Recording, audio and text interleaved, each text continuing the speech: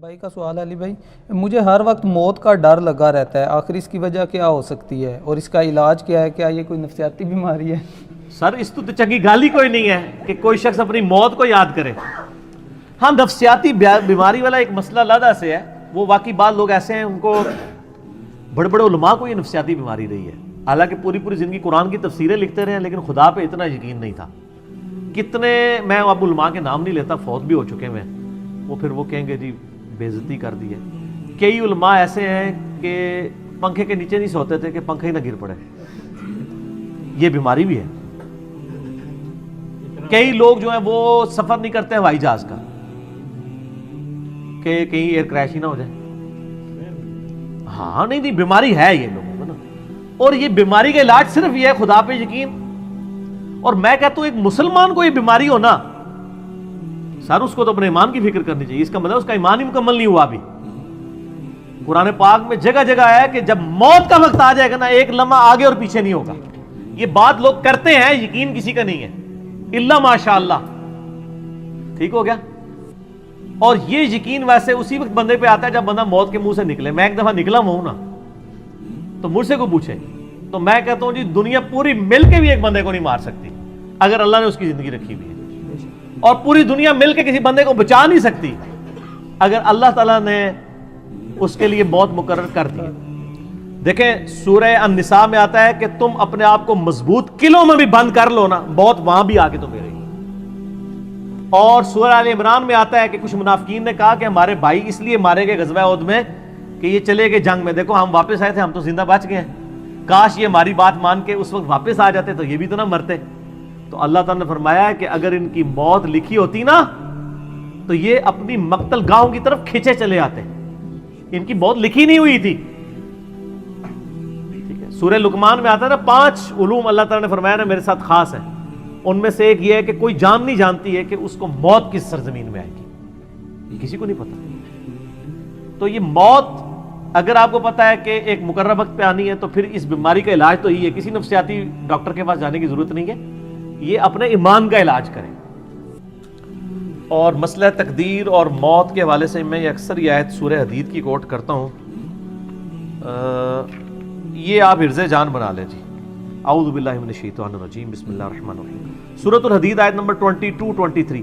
ما اصاب من مصیبت فی الارض، کوئی بھی مصیبت نازل نہیں ہوتی زمین میں، ولا فی انفسکم، نہ تمہاری جانوں میں، الا فی کتاب من قبل ان نبرأہا، مگر یہ کہ ہم نے لوح محفوظ میں وہ پہلے ہی لکھ لیا ہے. یعنی زمین پر جتنی تکلیفیں آتی ہیں، یعنی کوئی سونامی آتا ہے، سیلاب آتا ہے، طاعون کا مرض پھیلتا ہے، زلزلہ آتا ہے، اللہ تعالیٰ فرماتا ہے یہ ہم نے پہلے لوح محفوظ میں لکھا ہے کہ 8 اکتوبر 2005 کو پاکستان میں زلزلہ آئے گا اور اس میں 1 لاکھ بندہ مر جائے گا. یہ ہم نے پہلے لکھا ہوا ہے سر، آج کا نہیں، جب سے تقدیر لکھی ہوئی ہے. تمہاری جان میں بھی، یعنی کسی کو بلڈ کینسر ہونا ہے، کسی کے گردے فیل ہونے ہیں، کسی کو ہارٹ اٹیک ہونا ہے، کسی نے ایکسیڈنٹ میں مرنا ہے، کسی نے شیر کے منہ میں جا کے مرنا ہے، کسی نے ایئر کریش میں مرنا ہے، کسی نے سمندر میں ڈوبنا ہے. اللہ فرماتا ہے ہم نے یہ پہلے ہی لکھ دیا ہے، ہماری پیدائش سے بھی پہلے. کیوں؟ ان ذالک علی اللہ یسیر، بے شک یہ اللہ پہ آسان ہے. یہ نہ سمجھنا کہ انٹرنل ریکارڈ کس طرح رکھے ہے، اللہ پہ بہت آسان ہے. لِكَيْ لَا تَأْسَوْا عَلَى مَا فَاتَكُمْ، یہ ہم نے اس لیے لکھ لیا تاکہ تم افسوس نہ کرو اس پر جو تم سے چھن جائے. کسی کی آنکھیں چھن گئی ہیں نا، وہ یہ افسوس نہ کرے یار میری آنکھیں کیوں لے لی، یہ تو اللہ نے ڈیسٹنی میں مقرر کی تھی. وَلَنَبْلُوَنَّكُمْ بِشَيْءٍ مِّنَ الْخَوْفِ وَالْجُوعِ وَنَقْصٍ مِّنَ الْأَمْوَالِ وَالْأَنفُسِ وَالثَّمَرَاتِ، ضرور آزمائیں گے، بھوک سے، خوف سے، جان اور مال میں نقصان سے. پھر چیک کریں گے کہ کون کہتا ہے اِنَّا لِلَّهِ وَإِنَّا إِلَيْهِ رَاجِعُونَ، اللہم اجرنی فی مصیبتی واخلف لی خیرا منہا. ولا تفرحوا بما آتاکم، اور مت شیخی بگاڑو جو تمہیں مل جائے کہ میں نے بڑا کمال کیا. واللہ لا یحب کل مختال فخور، اللہ تعالیٰ شیخی بگاڑنے والوں کو پسند نہیں کرتا. تو اللہ تعالیٰ نے فرمایا کہ ہم نے تقدیر میں چیزیں اس لیے لکھ لی تھی کہ بعد میں غم نہ کھاؤ. تو سر ہم غم نہیں کھاتے، دنیا میں آپ زندگی گزار ہی نہیں سکتے، کڑ کڑ کے مر جائیں گے اگر ہر چیز کو آپ کیٹر فار کریں گے. یہ کیا ہو گیا میرے ساتھ، یہ کیا ہو گیا. لوگ کہتے ہیں، اگلے دن ایک بھائی کا فون آ گیا جناب، وہ کہتا ہے جب سے نمازیں شروع کی ہیں کاروبار ٹھپ ہو گیا ہے، یہ ہو گیا ہے، وہ ہو گیا ہے. کہتے پہلے رام خوری کر رہا تھا، خود بول رہا ہے، کہتا ہے رام خوری تھی، سکون کی زندگی تھی، جیسے ہی حلال خوری شروع کی ہے سب کچھ برباد ہو گیا.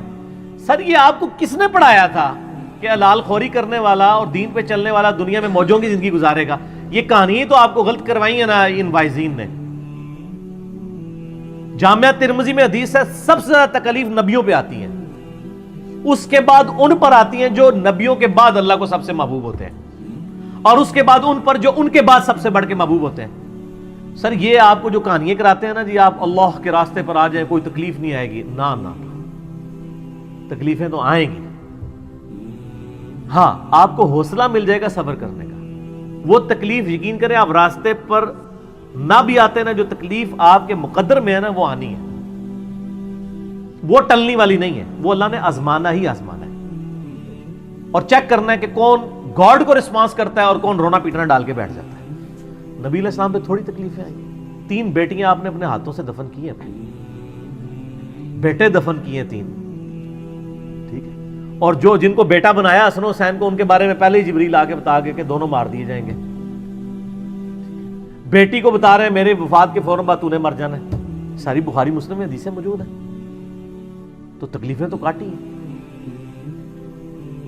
صحیح مسلم میں آتا ہے کہ طائف کے موقع پر اتنے پتھر لگے کہ خون مبارک سے نالین شریف بھی جو ہے وہ بھر گئے. اور مسلم کے الفاظ ہیں کہ اللہ تعالیٰ نے پہاڑوں کا فرشتہ بھیجا, یا رسول اللہ حکم دے کہ طائف کے لوگوں کو مسل دے اس کے اندر. آپ فرمایا کہ چلو یہ نہیں تو ان کی آنے والی نسلیں تو اسلام قبول کریں گی. اور پھر لوگوں نے دیکھا ہے طائف میں بھی اسلام پہنچا ہے. بنو ثقیف تھے نا, انہوں نے اسلام قبول کیا. ابو عبیدہ ثقفی صحابی ہیں, اور انہی کا بیٹا ہے مختار ثقفی جس نے قاتلین حسین سے بدلہ لیا. اسی بنو ثقیف میں اگر حضور اسی وقت کہہ دیتے تو ختم ہو جاتے. تو یہ نہیں ہے, یہ اللہ کو پتا ہوتا ہے کس کو کس وقت ہدایت ملے. ٹھیک ہو گیا.